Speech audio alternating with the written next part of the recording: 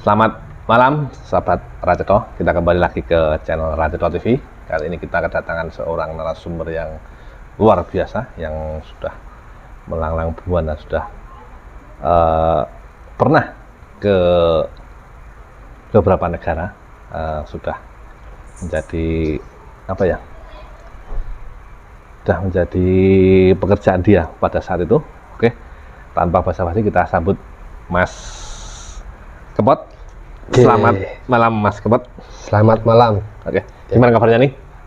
Alhamdulillah, untuk sementara ada baiknya, ada buruknya. Seimbang gitu ya? Ya, kabar baik ya? Alhamdulillah ya. Jadi kabar baiknya ya ketemu teman lama ini, teman-teman. Jadi ini apa, CEO punya Raceto TV ini. Ini kawan lama. Jadi kita dulu pernah sama-sama pergi merantau ke negeri Sakura, di mana di situ ya kita banyak menimba ilmu ya. Ya. Di mana ya di situ kita magang, di mana disebut apa ya? Kensuse. Kensuse. Ya, Kensuse. Di tahun pertama untuk kemudian di tahun berikutnya menjadi Jisuse kan? Ya, itu. Iya seperti itu. Untuk Mas Kepot sendiri, selain di Jepang itu juga pernah dulu perjalanan ke ini ya, perjalanan hidup itu bekerja di Korea juga ya? Oh iya, benar. Kalau menurut Mas Kepot sendiri itu untuk perbedaan atmosfer untuk kehidupan di Jepang sama di Korea itu apa aja? Untuk perbedaannya itu yang jelas budaya, karakter orangnya. Terus kalau jenis pekerjaan saya rasa hampir sama ya. Hampir sama. Jadi sebenarnya sebelum kita membahas lebih jauh antara Jepang dan Korea apa perbedaannya, mungkin saya sedikit cerita ya. Boleh, silakan. Untuk saya juga ingin flashback juga bagi bercerita sama teman-teman Raceto TV. Dan sebelum saya cerita, saya harap jangan lupa subscribe channel dari Raceto TV. Semoga bermanfaat untuk kita semua. Amin. Nah, jadi awal mulai itu saya itu tahun 2004. Ya, saya itu merantau di negara sendiri. Dalam artian saya di Jakarta gitu, Mas. Iya. Oke. Ya, di Jakarta 2004 ke Jakarta. Ya, 2004 saya di Jakarta, tepatnya di Tol Cibitung. Cibitung ya, di daerah Bekasi. Bekasi ya. Saya dekat dulu waktu di Cikarang juga pernah. Di Cikarang. Berarti juga pernah? Pernah juga. Tapi pada saat itu kita kan belum bertemu ya. Dan itu juga saya rentan waktu 2001 sampai 2005 saat itu. Oke. Jadi memang kita dipertemukannya di negeri Sakura. Iya. Ada rumah kita nggak begitu jauh kan. Betul. Kita masih satu kabupaten Bantul gitu. Betul. Cuman tetangga kecamatan ya. Iya. Oke, lanjut Mas Kepot, gimana? Tahun 2004 saya kerja di pabrik MPASI, jadi pabrik susu bayi. Food and beverage gitu ya? Ya semacam itu. Terus ya namanya ekonomi, kita memang selalu dituntut untuk, ya bukan dituntut, dalam artian memang kita hidup itu membutuhkan sebuah apa ya, kalau kita cuan lah gitu ya, bahasa sekarangnya, bahasa sekarang. Kalau bahasa kita sehari kan duit, betul, butuhan kan. Iya, betul. UMR pada waktu itu masih 650.000. Iya, sama emang segitu. Di tahun segitu emang kurang lebih segitu. Iya. Terus saya pikir karena memang saya dari kalangan yang tidak mampu, bisa dikatakan di bawah standar rata-rata. Kalau istilah kasarnya, mohon maaf ya, ini buat saya sendiri. Buat saya sendiri, teman-teman. Ya, saya bisa dikatakan itu dari keluarga yang miskin gitu ya. Saya berharap bagaimana caranya untuk merubah perekonomian keluarga, ya ingin membahagiakan orang tua. Ya, selain itu saya juga punya harapan untuk ke depan, atau pada saat itu saya itu punya harapan bagaimana caranya nanti supaya kehidupan saya dengan keluarga saya pribadi, bukan dalam artian ke orang tua saya, enggak mengalami sebuah apa ya, kesulitan dalam perekonomian. Ya walaupun sekarang masih sulit. Ya paling juga. Ya. Saya berpikir bagaimana cara mendapatkan uang yang lebih dari yang biasanya pada saat itu. Ya, saya ikut tes. Nah, mungkin teman-teman sebelum ini ya, mungkin teman-teman yang mau punya rencana untuk pergi ke Jepang, itu bisa tanya sama CEO Mas Racedo TV. Dia ahli. Karena saya dulu belajarnya juga sama dia. Ya, sama dia.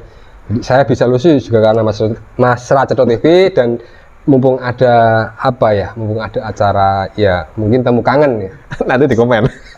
Iya nanti di komen ya, mumpung ada acara temu kangen terus katanya mau di-share, mau di-upload di Racedo TV ya, sekalian saya mau mengucapkan terima kasih banyak atas jasanya Mas Racedo TV gitu ya. Pokoknya sekali lagi jangan lupa di-subscribe. Oke, lanjut tentang itu tadi emang awal mulanya kan adalah di merantau di Bekasi ya, tepatnya di Cibitung. Untuk kemudian mungkin karena sesuatu hal dalam hal ini emang cuannya itu masih dirasa kurang, makanya sampean punya keinginan untuk oke lah go to the other country kan, begitu ke negara yang lain kan gitu, dan akhirnya tujuan sampean pada saat itu adalah juga di Jepang. Nah, mulai dari situ bisa diceritakan untuk ini step by stepnya sampai akhirnya sampai ke Jepang. Untuk cara daftarnya ya? Iya, mulai dari awal. Untuk menyingkat waktu,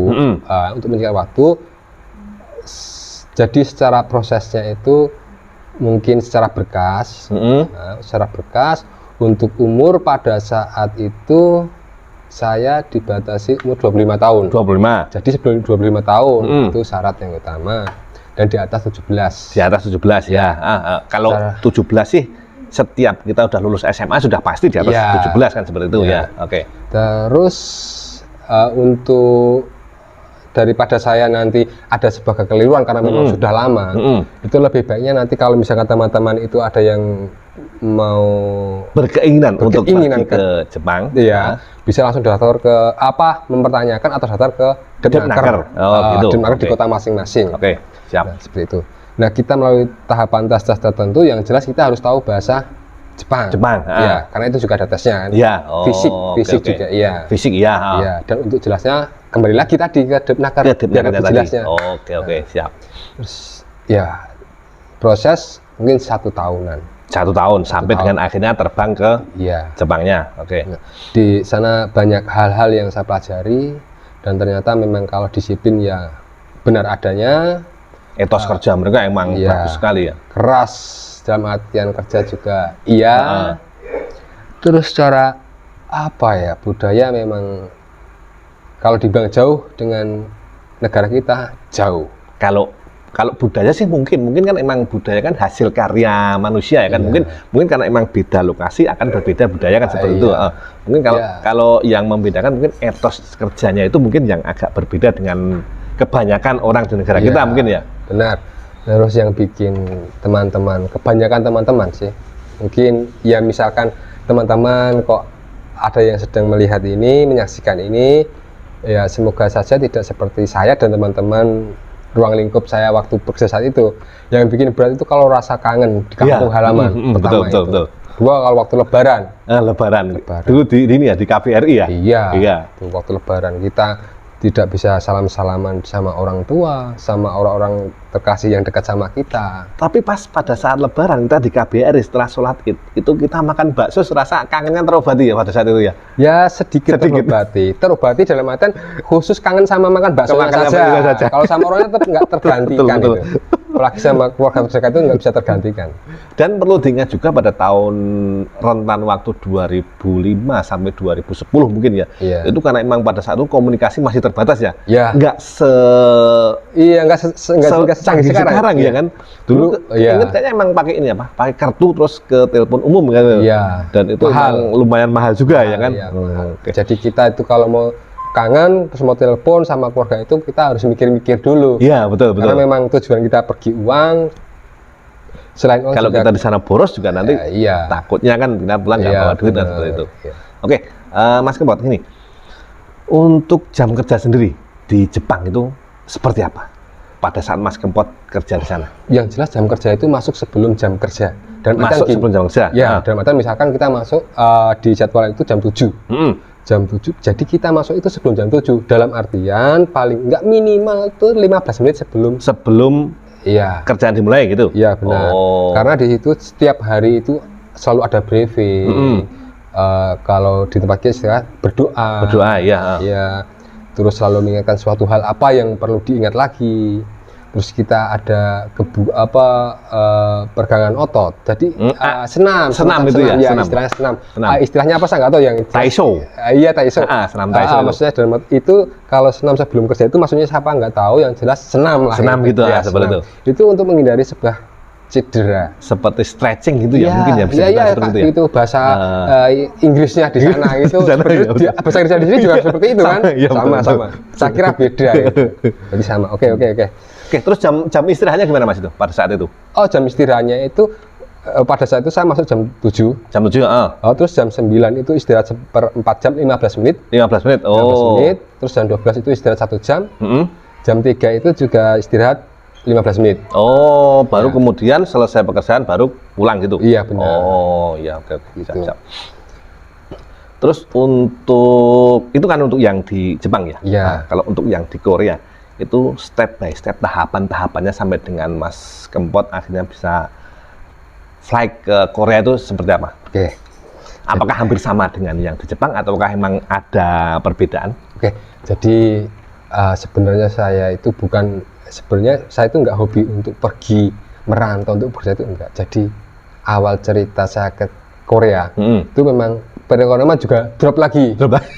Padahal waktu saya itu di Jepang saya nggak pengen lagi gitu, nggak pengen. Udahlah, saya di Jepang aja udah nggak pengen merantau kan kayak gitu. Seperti itu. Pokoknya nggak pengen gimana caranya sukses di Indonesia. Betul. Ternyata memang kenyataan nggak sesuai dengan ekspektasi pada saat itu.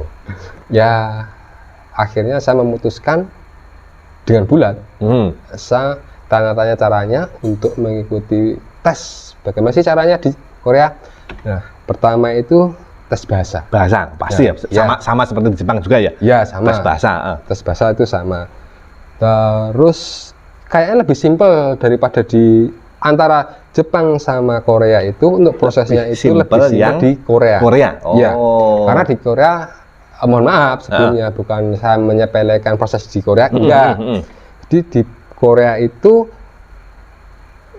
tes bahasa Korea, lulus, administrasi lengkap, kita tinggal sending data. Oh, sending data. Kita tinggal nunggu. Oh, gitu. Iya. Kalau di Jepang itu prosesnya banyak. Banyak sekali. Banyak. Ada bahasa, ada fisik, ada pelatihan terpusat bahasa, di sini ya kan. Sama 2 bulan, nanti masih 3 bulan lagi. 3 bulan di Jakarta kan iya. begitu ya. Nanti di pabriknya masih latihan lagi. Seperti itu. Di training centernya kalau di sana. Ya. Dan untuk gaji ya. Gaji. Oh ya, ini yang paling menjadi pertanyaan dari para pemirsa Raceto ini. Oke. Karena di Jepang itu waktu saya di sana memang saya magang, itu enggak terhitung TKI. Oh iya. Jadi semacam kalau kita sekolah itu ada PKL gitu.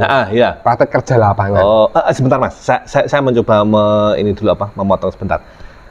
Saya pernah dengar nih, kalau di Jepang emang statusnya adalah magang. Itu karena sesuatu hal yang mereka sendiri nggak boleh mengambil tenaga kerja dari luar negeri kan, seperti itu. Apakah itu memang benar seperti itu?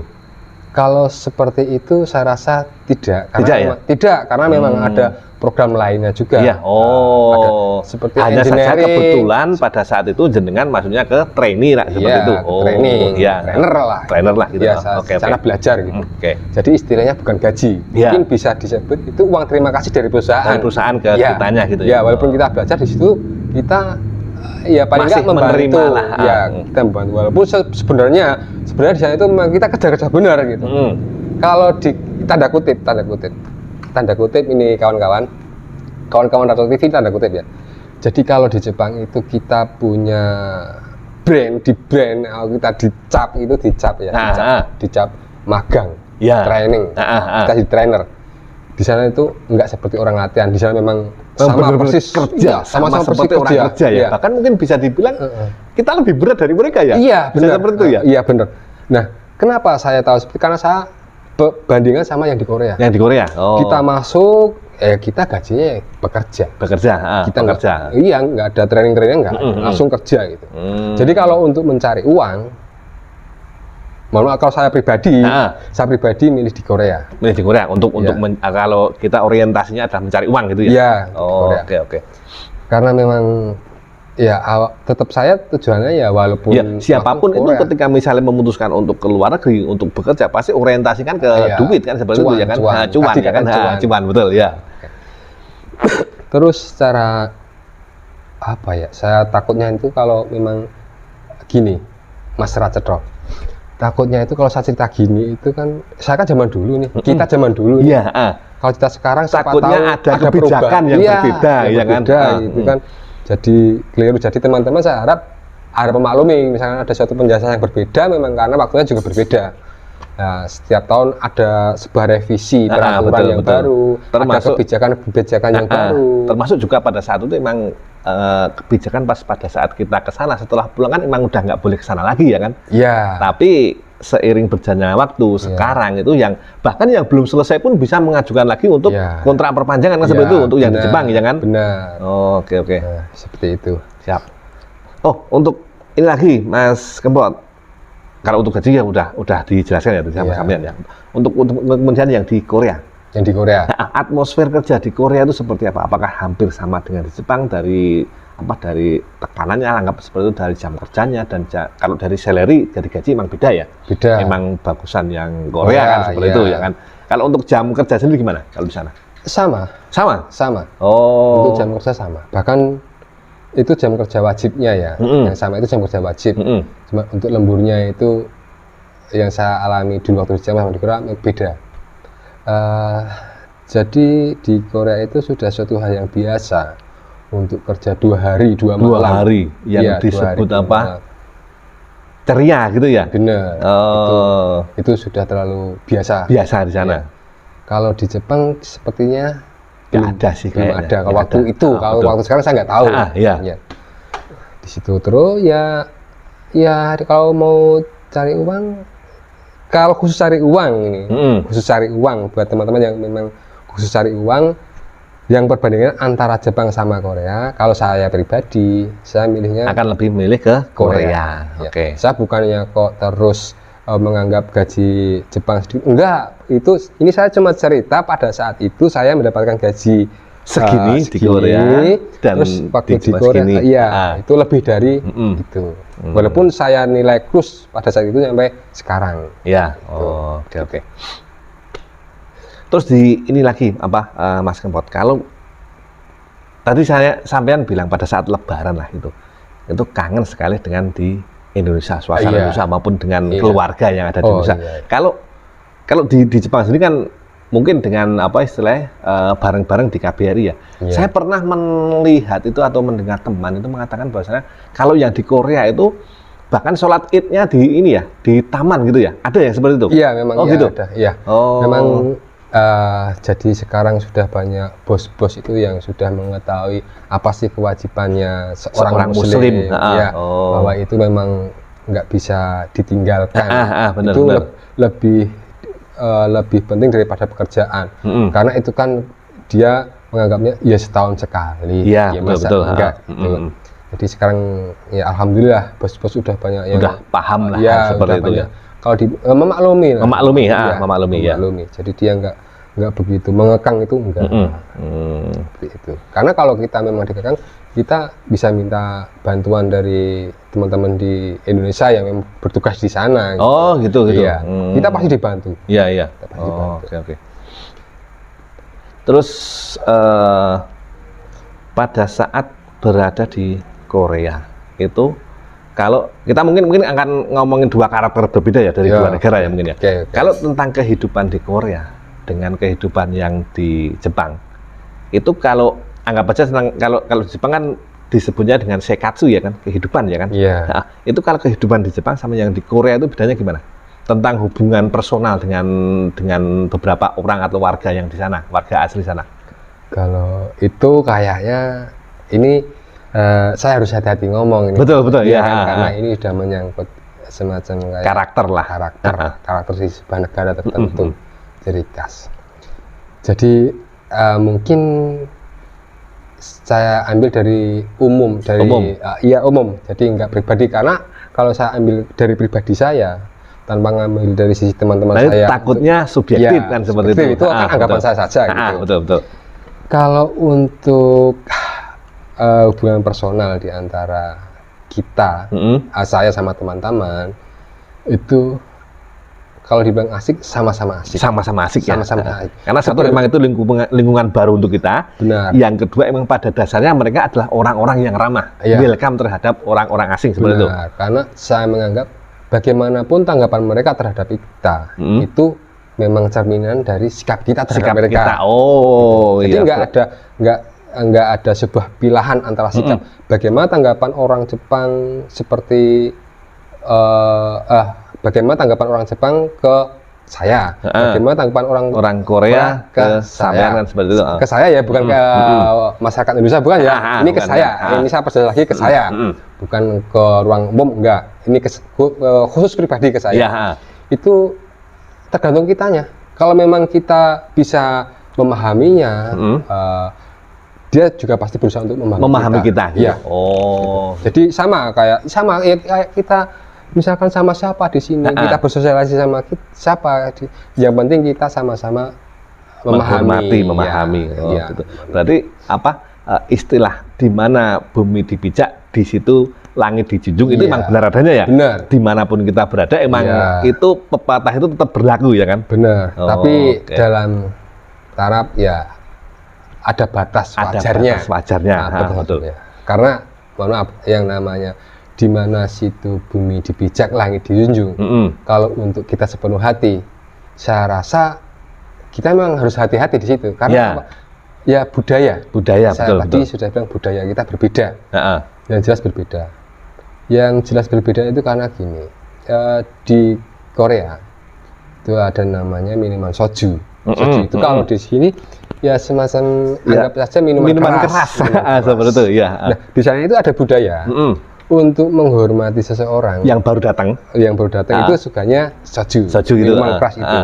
Nah, kalau misalkan ada orang Korea yang lebih tua daripada kita, terus kita disuguhkan minuman atau kita dituangkan, itu sudah penghormatan yang spesial. Sangat spesial gitu ya. Nah, di situ kita juga harus pinter-pinter untuk memberikan sebuah penjelasan. Ya, jadi disitulah pentingnya bahasa. Iya, untuk menjelaskan kenapa kok kita nggak boleh minum ini? Ya, di situ. Karena kalau kita nggak bisa menjelaskan, nanti orang Korea itu nanti salah paham. Dan dikiranya kita tidak menghormati. Mereka. Ya, di situ. Karena memang pernah kejadian, Mas. Gini, teman saya itu kan, ya namanya anak baru. Di sana anak baru disambut, dituangin minuman keras. Tapi karena memang nggak boleh minum untuk si temannya tadi. Ya. Cuma menurut keyakinan beliau ya kan, nggak boleh minum. Teman saya itu jawabnya gini, saya nggak mau. Nah, tanpa ada penjelasan kenapa dia nggak mau. Nah, kalau nggak berarti kan dia nggak mau dihormati. Berarti itu sudah dianggap suatu hal yang tidak wajar di sana. Jadi, tapi kalau misalnya gini lah, kita nggak boleh minum ini, tapi kita bisa menjelaskan ke orang Koreanya, berarti mereka akan maklum pasti ya? Pasti maklum karena dia paham. Karena dia paham. Tapi kalau misalnya tiba-tiba sampean misalnya sebagai orang Korea menuangkan minuman ke saya dan saya bilang, saya nggak minum misalnya, atau saya nggak mau minum, itu baru melukai perasaan. Iya, benar sekali. Gitu. Berarti balik lagi emang pentingnya komunikasi adalah di situ ya. Benar. Karena komunikasi itu sangat membantu, Mas. Sangat membantu dan itu bisa dibilang utama ya kan. Karena kalau kita di luar negeri dan di luar daerah Indonesia, bahkan kita di Indonesia pun ada berapa banyak bahasa daerah lah. Ya, benar. Apalagi di luar negeri. Kalau di luar negeri itu saya rasa itu yang bisa menolong kita itu kecuali yang kuasa, ya kan? Itu bahasa itu ya. Bagaimana kita berkomunikasi dengan orang di situ ya. Selain teman, bahasa itu sangat penting sekali. Karena dimanapun tetap pakai bahasa. Kita misalkan orang Korea itu pakai bahasa, orang luar itu pakai bahasa. Iya. Karena kita datang ke negara kita, ya nggak mungkin kan dia kita paksa pakai bahasa Jawa. Betul. Apalagi logat Bantul. Betul. Medoknya itu. Ya medoknya kayak Mas Racetro TV kan. Iya, medok gitu kan. Nah, gini Mas Kempot. Mungkin yang akan istilahnya menjadi sebuah pertanyaan daripada pemirsa Racetro kan adalah ketika misalnya datang ke sana terus ya emang nggak bisa dipungkiri juga ya ketika kita berada di di negara Korea lah dalam hal ini ya kan. Terus kita belajar di sini kan, pelajaran yang kita terima di sini kan ibaratnya cuma berapa persen kan dari total kita yang harus kita omongkan di sana, alias dalam hal bahasa loh ya, dalam tanda kutip bahasa ya. Nah, ketika misalnya kita datang ke Korea, terus bahasa kita rasa masih kurang, itu gimana? Apakah mereka juga akan bisa memahami kita, atau emang kita harus benar-benar saya harus benar-benar bisa ngomong bahasa Korea nih untuk bisa saya kerja di sana kan, seperti itu. Jadi gini, kalau masalah bahasa, kan kenapa diadakan tes? Karena memang ada standarnya. Kalau memang dia lulus tes, dan lulus tes, maaf nih, karena memang ada zaman dulu itu ada yang nama joki. Jadi dia bayar orang, dia buat gantiin tes. Dulu ada. Untuk tahunnya berapa saya nggak nyebut tahunnya, takutnya nanti, karena nggak semuanya seperti itu. Betul. Cuma ada gitu ya, cuma ada yang seperti itu. Yang penting dia di pengumuman tertulis lulus, di hadapannya asal kerja. Nah, seperti itu dulu banyak terjadi. Dan pada akhirnya sampai di Korea mereka nggak bisa ngomong apapun. Dan itu masalah besar. Itu masalah besar ya. Masalah besar. Walaupun itu sebenarnya tidak dipermasalahkan di Korea, tapi itu menyangkut keselamatan. Keselamatan, betul ya. Benar. Keselamatan, karena orang Korea juga kalau nyuruh kerja juga pakai bahasa Korea. Iya, nggak mungkin pakai bahasa Jawa, apalagi bahasa yang Indonesia ya kan. Nggak mungkin ya kan. Kayak Ratoto TV nggak mungkin. Saya yakin nggak mungkin. Oke. Nah di situ. Iya. Ya kalau disuruh misalkan ambilkan alat kerja yang namanya mungkin A gitu ya, dia nggak tahu. Ya. Nah itu kan masalah. Riskan sekali ya situ ya. Kalau disuruh ngambilkan alat, keliru alatnya, saya rasa nggak bermasalah.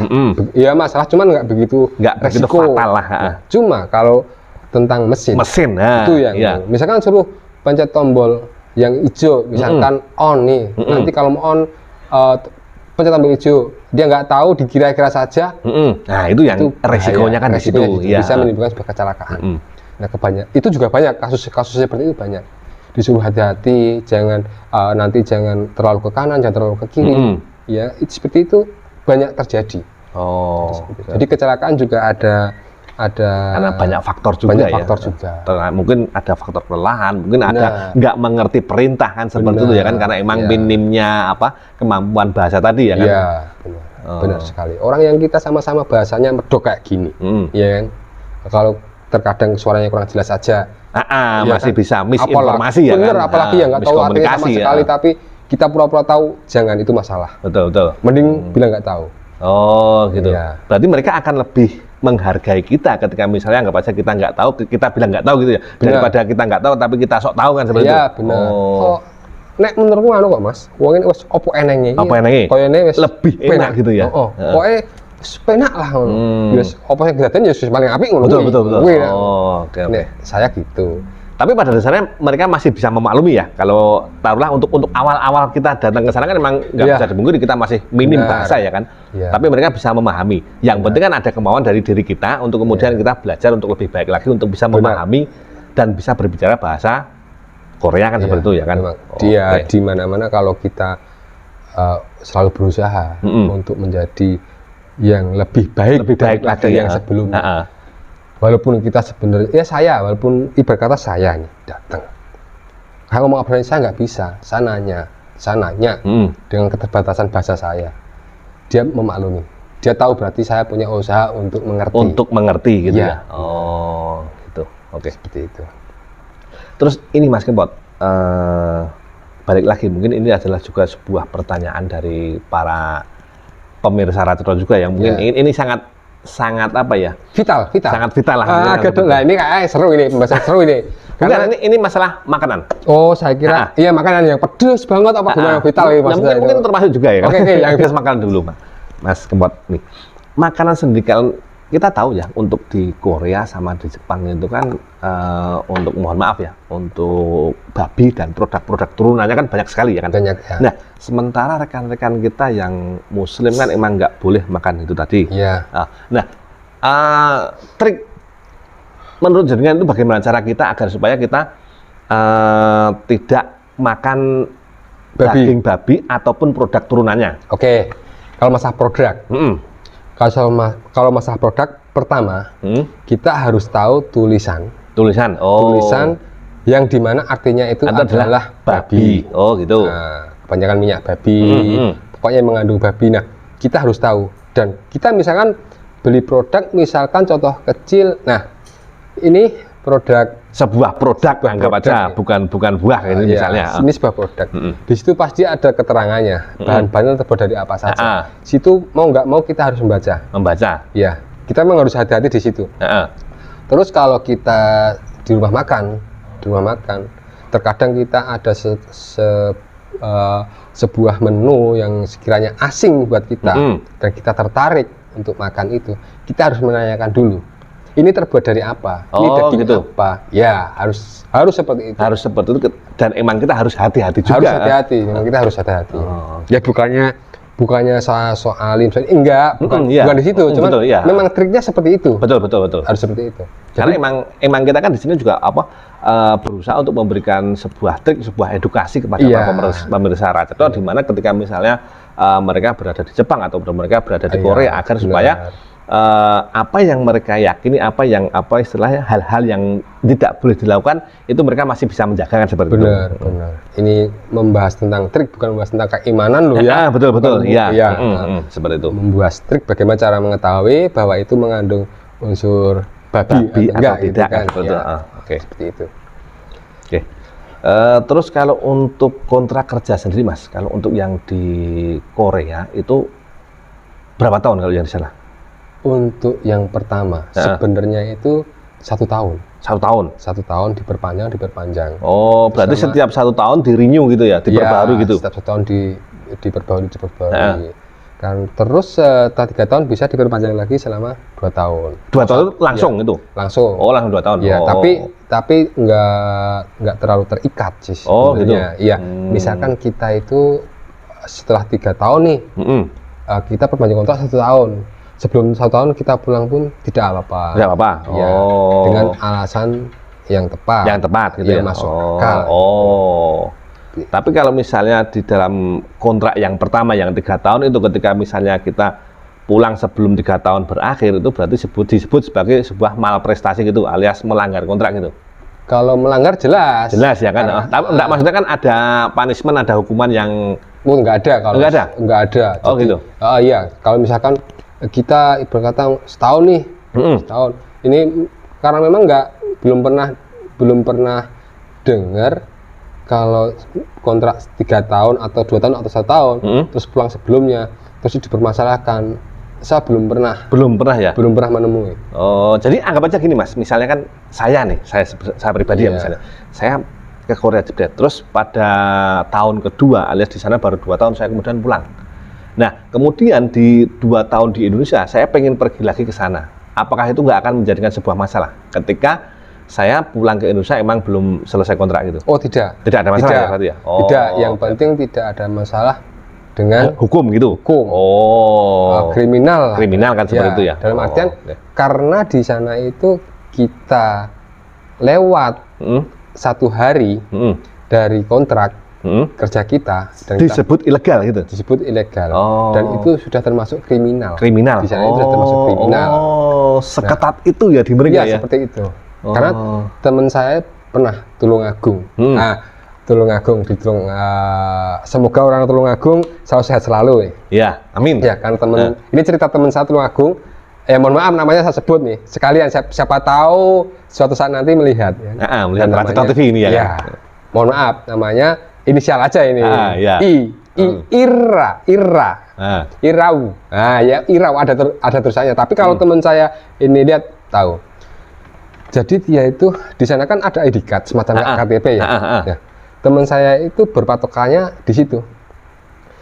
Nah, ternyata dia lupa tanggal terakhir dia tinggal di Korea. Nah, seharusnya sebelum itu atau pas waktu itu dia pulang. Nah, kelebihan sehari dia dianggap ilegal, sudah dianggap ilegal. Jadi dia harus menunggu kalau nggak salah 2 tahun kalau nggak salah.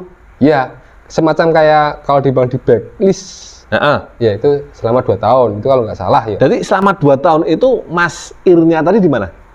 di posisi di Korea ya? Di Indonesia dalam Oh, di Indonesia? artian di barisan 2 tahun itu dia nggak bisa proses ke Korea. Oh, nggak bisa proses ke sana. Ya. Oh, gitu. Kalau nggak salah 2 tahun ya. Mm-mm. Kalau nggak 2 tahun ya 5 tahun berarti. Tapi seingat saya 2 tahun. Mm-mm. Ya karena setelah itu dia ikut tes, ya memang nggak bisa, Oh, gitu. nggak bisa.